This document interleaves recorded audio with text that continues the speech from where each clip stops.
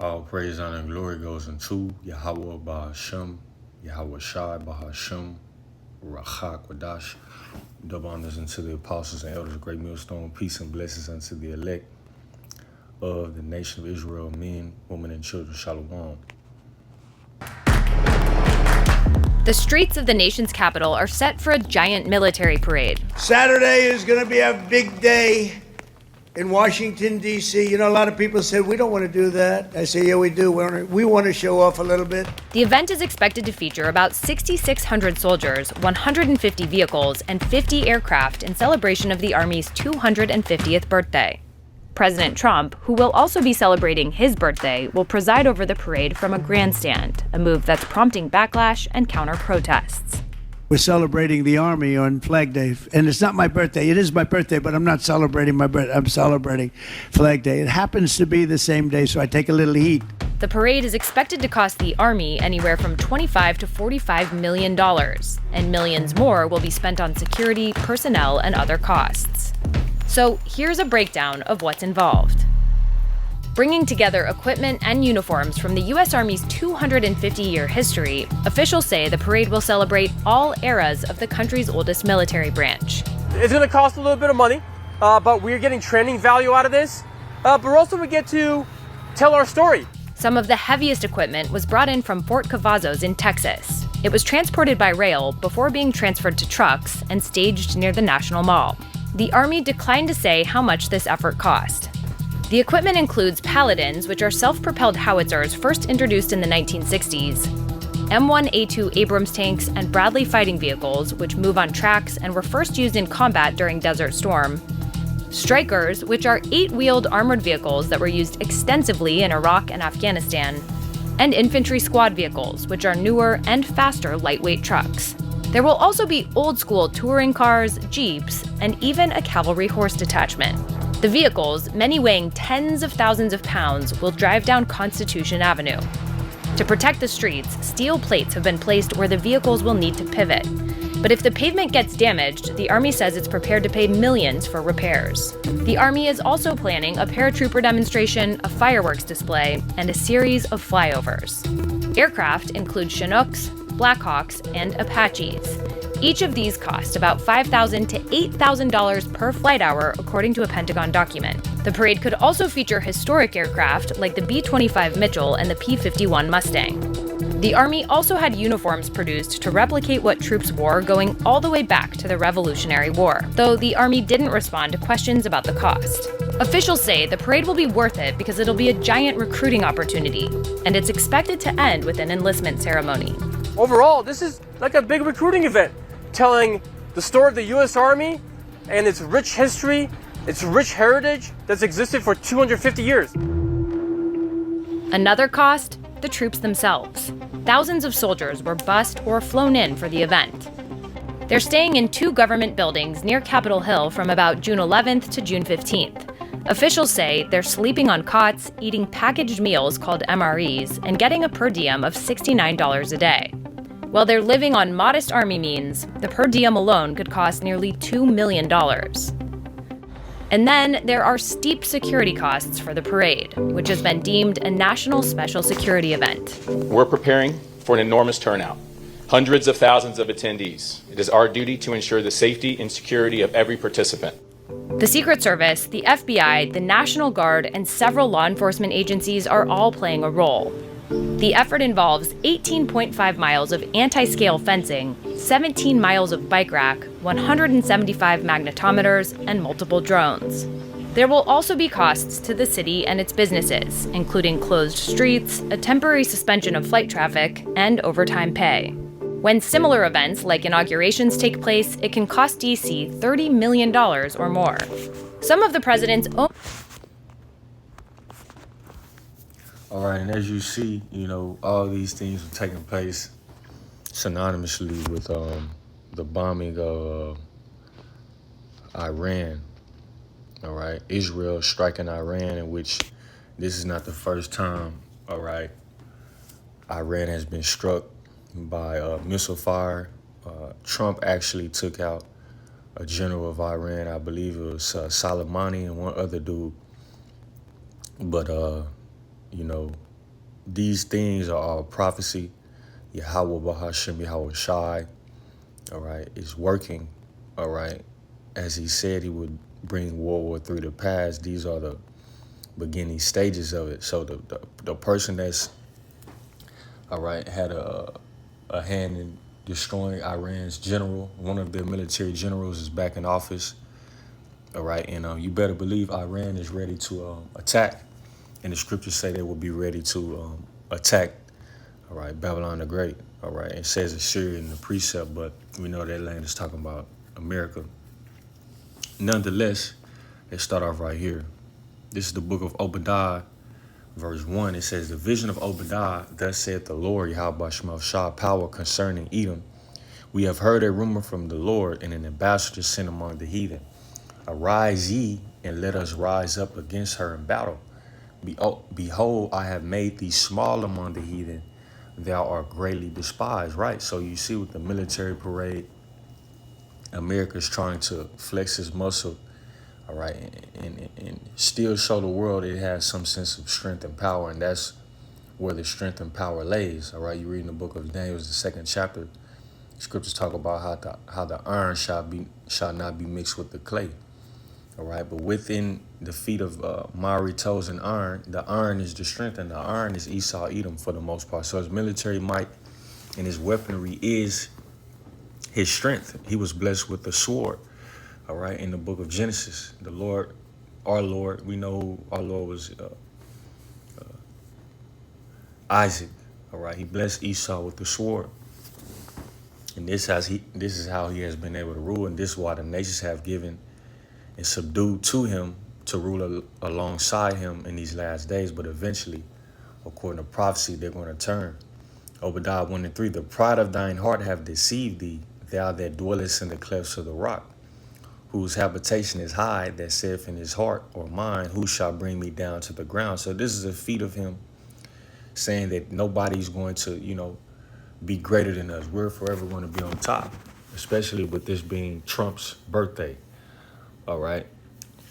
This is definitely a statement, all right, to the world, all right? But China's not backing down. Russia's not backing down. Iran is not backing down with the backing of Russia pursuant to the book of Ezekiel, the 38th chapter, all right?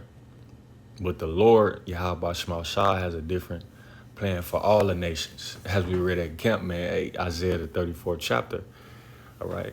Hear ye the word of the Lord, everybody, every nation, and all things that's in the world. All right, he's going to utterly destroy all these armies, man. Though they're boasting in this corner might, the Lord's he's gonna decimate all of this shit. All right, and woe unto you Israelites that trust in Egypt. All right, and Egypt is America as pursuant to the precept in the book of Amos, in which we read that account. Let's grab that real quick. Let's cue that up. All right, and America's on his way out, man. The Wadi Halbah Shemal Shai. All right. Lord, wouldn't we make it and endure to the end? And with all these things taking place, World War III leads to the Motb. All right. The change of the monetary system is coming. All right. Salakia, bear with me.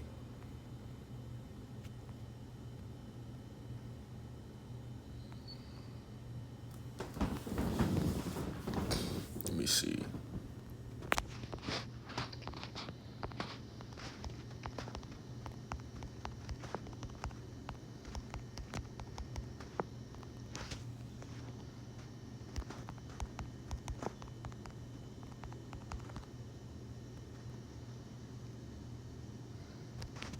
All right, let's go back to the precepts. This is Obadiah verse, let me see.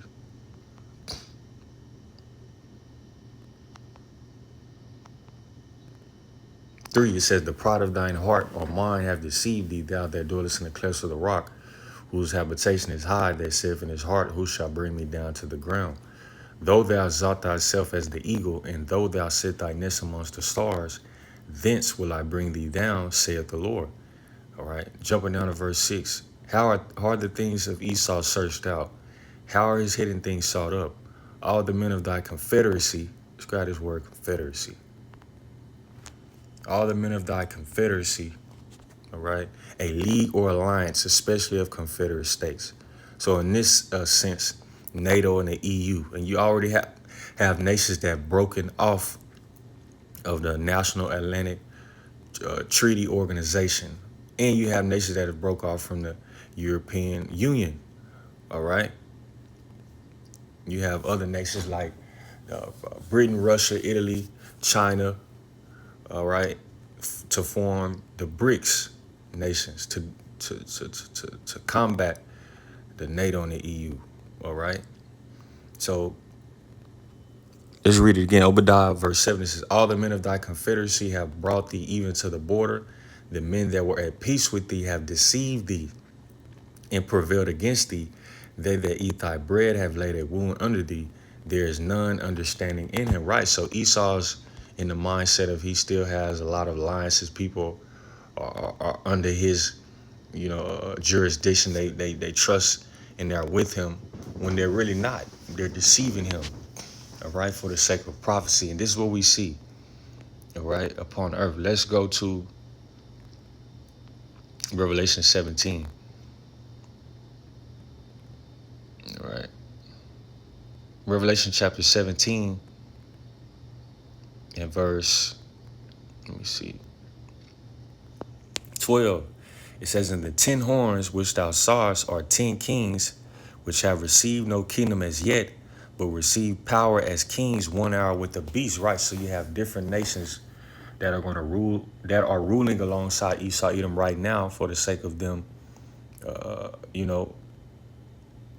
they're ruling right now with Esau for the sake of prophecy. All right. They haven't ruled, but they're ruling right now with the beast, with this beast system. Who rides upon the beast system? America. And there's various nations in this beast system. We stated NATO and the EU. There's various different nations within the National Atlantic Treaty Organization in the European Union. All right. They've given their power into this beast system to receive rulership. All right. With America heading it all. All right. Revelation 17. And you can look up NATO and the EU and see the various nations that are in there. I'm not going to do that, but that's what it's talking about. All right, Revelation 17 and 13, it says, these have one mind and shall give their power and strength unto the beast. All right, and the whore rideth upon the beast, America. All right, so she's in control for the most part. All right, but they're breaking away. All right, and they're, plotting against the whore.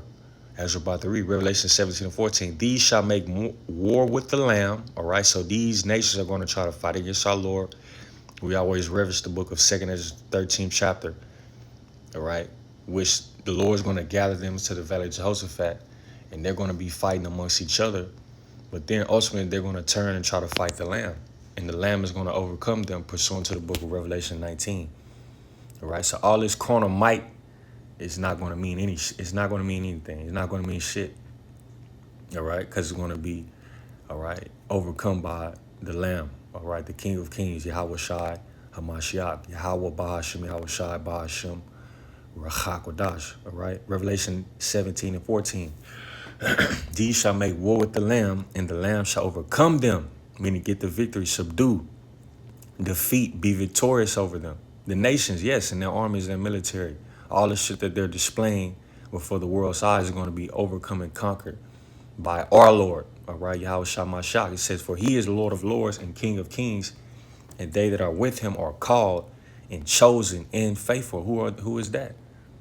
Well, the hopeful elect remnant, man. The men that are standing stiffly, confessing his names, declaring the word of the Lord, all right, being an example of a believer, bearing the light, which is Yahweh Shai, all right. They're going to, be victorious with the Lord, be crowned, come back, fight with him, be changed into the image of the Messiah, our Lord, all right, and get those crowns and rule over the heathen for eternity, all right, and be amongst the ruling class, the aristocrats, all right, of the kingdom of heaven, which is to be placed upon earth, all right, the elect remnant, starting with the prophets, all right, the governing body, the ministers, all right, Revelation 17 and 14. And he said unto me, the waters which thou sawest where the whore sitteth are peoples and multitudes and nations and tongues. And the 10 horns which thou sawest upon the beast, these shall hate the whore America, which rideth upon the beast, and shall make her desolate and naked, and shall eat her flesh and burn her with fire. For the Most High Yahweh have put it in their minds or hearts to fulfill his will. All right, so everything we see upon earth is the will of the Lord being fulfilled. All right, and to agree and give their kingdom unto the beast until the words of the Most High shall be fulfilled. All right, and the woman which thou sawest is the great city which reigneth over the kings of the earth. That is America. All right, which Israel is closely knit and tied. All right, to America. All right, you can almost say she's, running the show, so to speak, the small hats. But America is the face, all right, of it all. All right, she's, the big whore, the bitch that sits upon the beast that calls the shots for the most part. But Israel has a lot of influence, I should say. Nonetheless, let's go to Isaiah 31. It says, "Woe to them that go down to Egypt for help." All right, and a lot of our people are going to be mesmerized watching this and say, "Oh, we got this and we got that." Did you see that parade? Man, bro, I might, Woe, destruction unto them that go down to Egypt for help, and stay on horses and trust in chariots because they are many, and in horsemen because they are very strong. But they look not unto the Holy One of Israel, neither seek the Lord, Yahweh Ba'ashem Shai. What Egypt is this talking about? Joel chapter 3 and verse 19. "In Egypt shall be a desolation, in Edom shall be a desolate wilderness, for the violence against the children of Judah, because they have shed innocent blood in their land." All right, so this is talking about America. All right, and they're boasting in their chariots, their many horsemen. All right, as you've seen in the video, but it's not going to get them to continue ruling in their rulership. All right, according to prophecy, the Lamb is going to overcome them. All right, but what we see is the Lord gearing all the nations to go into the valley of Jehoshaphat. All right, let's finish this. Isaiah 31:2. "Yet he also is wise and will bring evil and will not call back his words, but will rise against the house of the evildoers and against the help of them that work iniquity. Now the Egyptians are men and not the Most High, and their horses flesh and not spirit. When the Lord shall stretch out his hand, both he that helpeth shall fall, and he that is hoping shall fall down, and they all shall fail together.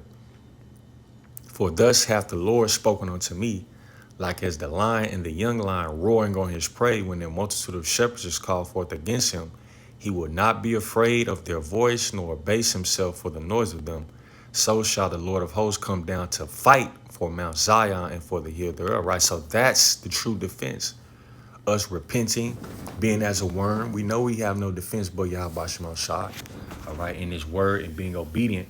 And he will keep us in the way. And ultimately, all right, in the time of war, the Motb, Jacob's trouble, Yahweh Ba'ashem Shai is going to fight for us, man, and defend us. The Archangel Michael is going to stand up, all right, and defend the remnant, all right. Isaiah 31:5, "As birds flying, so will the Lord Yahweh Ba'ashem Shai of hosts defend Jerusalem.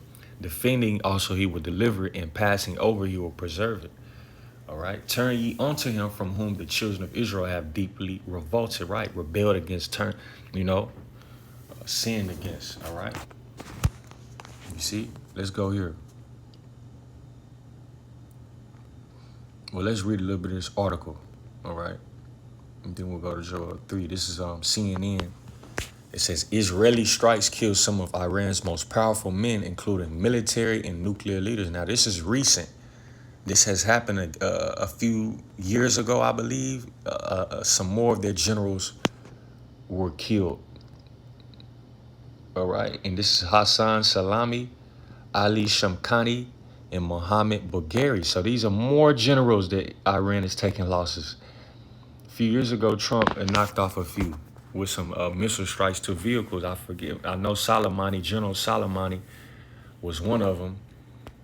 All right. And now you have 3 more. So Iran is definitely ready for war, man. And Russia's going to be that guard. All right. And eventually it's going to lead to them all going into the Valley of Jehoshaphat.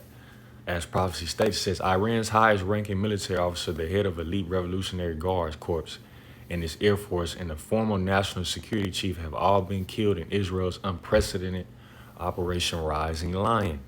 Their deaths will send shockwaves through the nation's military establishment and could seriously hamper the Islamic Republic's ability to respond to Israel's attacks. Here's what you need to know about them. But what they're not telling you, as we are going to tell you through the spirit of Power Yahweh Shema Shah, Russia is their guard. All right, they're the big bro that people run and go get when they say you keep messing with me, I'm gonna get my big brother. All right, or oh, I got something for you. All right, since you want to do that. All right, that's what Russia is going to be to these smaller nations against America. All right, and the whore, the beast system and the whore. I'm not going to read all of it, just going to read a little bit because we do know they were struck yesterday. Iran's missile targets Israel in retaliation for earlier strikes. Oh no, this is 2 hours ago. Let's get that. It says Iranian missiles target Israel in retaliation for earlier strikes. So yesterday, Israel struck Iran and Iran has already struck back. And these are the times we're in, man. All right. You see? So, yeah, that was quick. Iran launches missiles at Israel after Israeli strikes on nuclear sites. All right. But, yeah, man, it's riled up. According to prophecy, it's not going to stop. What we should have our eyes peeled for is the changing of the digital system, the monetary system, which is going to lead to a digital currency, Salaki, which, the Lord is going to make manifest that the RFID microchip is the Motb. There's a little device, and you will not be able to buy or sell without that device. But the hopeful elect remnant of Israel, we're going to believe, Lord willing, we're going to be kept from that and trust in Yahweh Shema Shai, all right? Because it's a great judgment if you falter, all right, or serve or take that image, all right? And so this is major as pursuing the salvation. All right, let's go to Joel 3. Joel 3:9, real quick. Proclaim ye this among the Gentiles. Prepare war. Wake up the mighty man. Let all the men of war draw near. Let them come up. Beat your plowshares into swords and your pruning hooks into spears. Let the weak say, I am strong. Assemble yourselves and come, all ye heathen. Gather yourselves together round about, till the cause thy mighty ones to come down, O Lord. Let the heathen be wakened and come up to the valley of Jehoshaphat, for there will I sit to judge all the heathen round about. All right, and this is what the Lord is having happen. All right, he eventually is going to gather, rise up the nations. They're showing their military might. They're having the parades. All right, they're having these meetings, and they're going to eventually go to that Middle Eastern region in which the Lord is going to return. All right, but let's go here real quick. In the book of 2 Edges 15. I want to grab a little thing, a little precept. A big precept. 2 Edges 15 and 28. It says, Behold, an horrible vision, and the appearance thereof from the east, where the nations of the dragons of Arabia shall come out with many chariots, and the multitude of them shall be carried as the wind upon the earth, that all they which hear them may fear and tremble. Also the Carmanians raging in wrath shall go forth as the wild boars of the wood, and with great power shall they come and join battle with them, and shall waste a portion of the land of the Syrians. All right, and that's America. This is prophecy towards America. Let's grab who the Carmanians are.